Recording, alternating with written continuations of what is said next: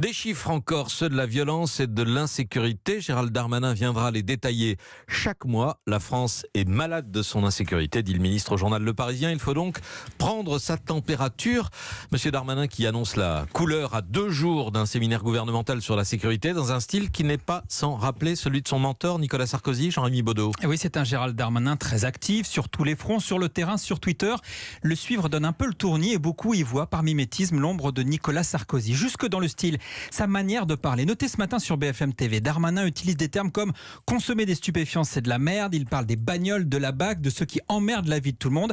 Alors est-ce que c'est du franc-parler? Oui, peut-être. Mais ces expressions, elles font grincer des dents. Comme le dit un macroniste de premier plan, les gens attendent un peu de tenue. On n'est pas populaire en parlant mal. Fin de citation. Sur le fond, la question de la publication des chiffres de la sécurité ressemble effectivement beaucoup à ce que l'ancien ministre de l'Intérieur avait mis en place. C'est aussi beaucoup de com', car tous les mois, les services statistiques du ministère de l'Intérieur publient déjà des chiffres, les homicides, les cambriolages. Darmanin, il veut aussi publier d'autres indicateurs, le nombre d'heures en patrouille, le nombre de dérives sectaires. Le risque, c'est cette politique du chiffre, dénoncée à l'époque justement de Nicolas Sarkozy. Un risque qui semble réel. Marlène Schiappa promet de doubler le nombre de verbalisations pour harcèlement de rue.